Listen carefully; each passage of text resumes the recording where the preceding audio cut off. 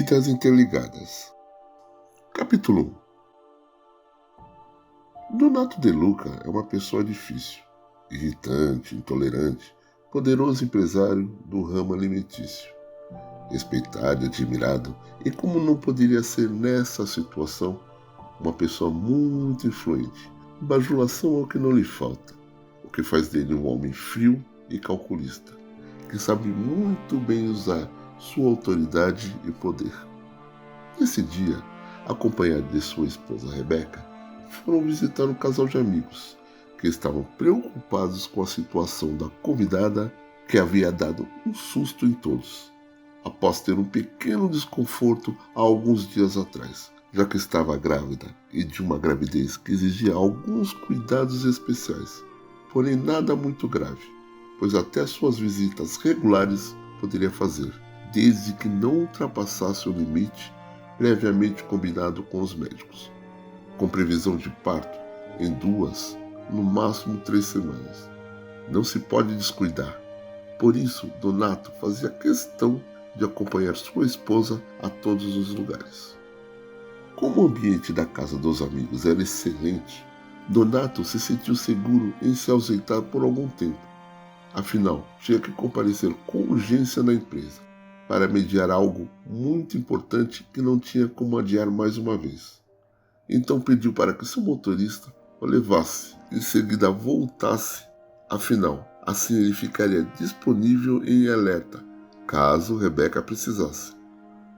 Alguns quilômetros dali, um homem tenso comunica a seu vizinho: chegou a hora. E como prometido e já programado por eles, este já estava de prontidão, feliz com a chegada do filho de Francisca e João. Todos os moradores daquele pequeno trecho do bairro são muito solidários uns com os outros. Por isso, como não poderia ser, a ajuda era espontânea e bem-vinda. Agora os ansiosos futuros pais só tinham que entrar no carro e sair rumo ao hospital. Percorreram o caminho sem maiores sustos, chegando ao destino aliviados e ansiosos. O vizinho solidário e ainda preocupado questionou se precisariam de mais alguma coisa antes de ir embora. Afinal, o coitado fechou seu mercadinho às pressas para acudir seus amigos de anos de convivência. João agradeceu pela ajuda e já adiantando que assim que puderem, o churrasco era por sua conta. E é lógico, contariam com sua presença. Grato, pois agora estavam aliviados e em boas mãos de João, agradecendo novamente e liberando-o logo em seguida. O dia estava difícil no hospital. Depararam com uma tarde agitada, movimentada e cheia de ocorrências, o que já não assustava mais ninguém, pois passou a ser cotidiano, infelizmente. Tudo funciona no limite, mas nada do que se ajeitando um pouquinho aqui ou ali não se dê conta e se atenda a quem precisa. E assim começaram a preparar uma sala para o parto de Francisca, enquanto ela guardava um espaço reservado para esta ocasião. Enquanto isso, após uns 30 a 40 minutos depois de sua chegada e já estacionará à frente da casa onde Rebeca estava, o motorista fica apreensivo quando vê o casal parando sua patroa, levando-o em sua direção. Em um primeiro momento, ele até tenta se deslocar para ajudá-los, mas eles apenas pedem para que ele abra a porta do carro. Assim, Rebeca poderia se ajeitar no banco de trás. Teimosa, disse aos amigos que era apenas uma pequena dor, iria para casa descansar um pouco e logo estaria bem, pedindo em seguida para que seu motorista a levasse para casa. Já no caminho e preocupado, o motorista acompanha Rebeca pelo retrovisor. As expressões de dor que ela fazia o estavam deixando apavorado. Assim, quando ele iria perguntar se ela estaria bem, um grito súbito quase o fez perder a direção. Sem saber o que fazer naquele momento, cogitou parar o carro e correr para um telefone. Assim ligaria para o seu patrão. No entanto, aos urros, Rebeca apenas diz: vá direto para o hospital. Agora! Se referindo ao mesmo do qual ele já estava acostumado a levá-la. Local de referência, onde os mais afortunados costumam ser conveniados e onde vinha fazendo seu pré-natal. Porém, estava muito longe, longe demais, e com aparente urgência, o motorista estava fazendo de tudo para chegar lá a tempo. Além disso, estava preocupado em dialogar com Rebecca, para tentar acalmá-la, até que essa veio a desmaiar. Tamanha era a dor que sentia. Desorientado e sem saber o que fazer, mesmo confuso, se lembrou que havia passado há pouco por um hospital público. Não pensou duas vezes, deu meia volta e em pouco mais de alguns minutos frenéticos já estava estacionando o carro em frente ao pronto-socorro, pedindo por ajuda. Logo, uma enfermeira e um paciente que estavam por ali passaram a auxiliar o pobre motorista perdido, a colocar Rebecca em uma maca. De imediato, a enfermeira fez as primeiras avaliações e viu que se tratava de uma gestante, possivelmente em trabalho de parto.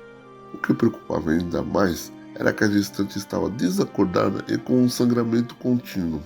Foi solicitada a um outro enfermeiro que a levasse com urgência para outra ala do hospital. Enquanto isso, a mesma enfermeira tenta orientar e acalmar o confuso motorista, para que assim ele seja capaz de entrar em contato com algum familiar da paciente. Chegando na ala, houve agitação pela emergência e a situação da mulher na maca. Como só havia uma sala disponível no momento para o procedimento, e esta sala já estava sendo preparada para que Francisca tivesse o seu bebê, foi considerado o melhor a se fazer neste cenário, não havendo uma outra opção a não ser orientar Francisca a suportar um pouquinho mais o incômodo e a dor que vinha sentindo. João até se posicionou contra, esbravejou. Por que sua mulher teria que se desgastar ainda mais? Achem uma outra solução. Francisca o segura pelo braço, pedindo-lhe para que se acalmasse, e assim ouvissem com clareza o que realmente estava acontecendo por ali. Um dos médicos, que estava dando assistência no caso, detalhou o real estado daquela mulher que acabara de chegar. As circunstâncias fizeram com que Francisca entendesse a situação e refletisse. Assim, apenas falou com determinação: ajude essa mulher, que eu aguento por aqui, segurando ainda mais forte o braço de João. A equipe médica, que estava se preparando para fazer um parto um pouco mais corriqueiro, agora enfrentaria uma situação nada agradável e muito mais tensa. Contudo, com muita dedicação, reverteram o quadro, conseguindo salvar a vida de mãe e filho. Apesar do esforço de todos os envolvidos, o menino poderia ter alguma sequela. Não se sabe se foi do período em que o feto estava envolto no cordão umbilical ou devido a algum evento que teria de ser investigado posteriormente, assim também como uma possível anomalia apurada nos movimentos do recém-nascido. Após ser contactado, nervoso aos gritos, chega ao hospital Donato, desacatando qualquer um que obstruía o seu caminho até o balcão de atendimento. Nas tentativas de explicar o que estava acontecendo realmente, o distrato era contundente. Os médicos que salvaram a vida de sua esposa e filho estavam tentando explicar a situação, porém sua indignação e a raiva não o deixavam raciocinar. Muito menos compreendeu o que aquelas pessoas fizeram para que sua esposa sobrevivesse, assim como seu filho, passando a humilhar e ofender por pura discriminação, e o fato por ter sido amparado em tal lugar, tão precário, comparado a onde deveriam estar realmente, era perverso. Um pensamento tão hostil e preconceituoso que o fez dizer sem cortesias que não admitia que sua esposa tivesse seu filho em tal lugar, pagando tão claro em seu plano de saúde de ponta, indignado em não ter o melhor à disposição naquele momento, sem se dar conta que nem sempre um básico é ruim ou pior.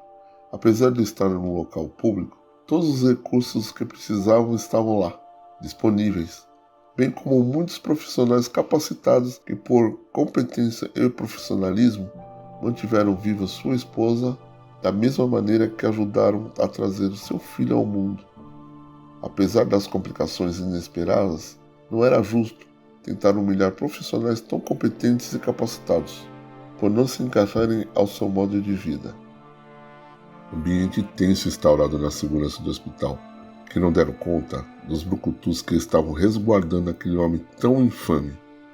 Os outros pacientes que estavam por lá, pasmos, apenas acompanhavam tal situação embaraçosa, No meio desse tumulto, Donato passou a seguir uma pessoa designada a levá-lo para ver Rebeca. Não contente com tudo que vinha acontecendo, no caminho ainda teve tempo de dar um esbarrão em João, que estava ao lado da maca onde Francisca aguardava sua vez. João foi amparado pelo motorista, que seguia Donato sorrateiramente, impedindo que ele se esborrachasse no chão. Foi aí então que o furioso Donato se deu conta da presença do pobre infeliz motorista, que sem nenhum pudor nem quis ouvir qualquer questionamento, apenas lhe dizendo com enorme satisfação e sarcasmo as seguintes palavras: "Você está demitido. Nunca mais quero ver sua cara na minha frente", gesticulando para a pessoa que prosseguisse e assim chegassem logo no quarto onde Rebeca se encontrava, que possivelmente vai acentuar ainda mais sua ira ao notar que sua mulher se encontrava em um quarto simples e compartilhado. Depois de tudo, não demorou muito para Donato fazer o que queria. Após alguns telefonemas e a assinatura de um termo de responsabilidade, a transferência de Rebeca e seu filho foi autorizada. Uma ambulância UTI de última geração do hospital em que era conveniado foi deslocada para transportar a família. Apesar da orientação sugerida pelos médicos que o correto seria que ficassem pelo menos mais 24 horas. Dessa forma, haveria um acompanhamento da equipe que realizou o procedimento cirúrgico, o que não foi acatado por Donato. As pessoas que trabalham naquele local nunca ouviram e viram tanta humilhação e desrespeito vindo de uma pessoa tão sem alma e uma soberba insuportável. Em meio a tudo isso, Francisca finalmente teve seu filhinho. Pedro, miudinho, um pouco abaixo do peso, com um pequeno sopro no coração, o que já era de conhecimento dos pais e médicos. Devido ao bom pré-natal que fizeram, estavam cientes e orientados de como seguiriam a partir de agora. Apesar disso, estavam imensamente felizes pelo garotão que chegou em suas vidas. Alguns dias se passaram e Rebeca está prestes a ter alta. Porém, o pequeno William vai ter que ficar mais um pouquinho. Os médicos conversaram com Donato e Rebeca. Com o histórico médico de William nas mãos, disponibilizado pelo hospital público onde vieram, esclarecendo todos os pontos, tudo que haveria de ser feito foi feito com exatidão. O que William tem, ou o que possa vir a progredir, não tem nada a ver com alguma incapacidade médica ou localidade do qual foi feito o procedimento de parto. William realmente tem algum desequilíbrio em suas articulações. Isso terá de ser acompanhado periodicamente para avaliarmos e chegarmos a uma solução, propõe o médico. Nesse momento, Donato apenas se cala e põe a se pensar. Com tanto dinheiro, por que isso teria que acontecer justamente com ele? Enfatizando ainda mais o seu lado individual e egoísta. Se inscreva, deixe seu like, pois é muito importante para que o YouTube recomende o canal a quem ainda não nos conhece. E não deixe de comentar, tá bom? Veja também na descrição abaixo o link de um método que vem ajudando várias pessoas a ter uma renda extra. Até a próxima, aqui no Achei a História.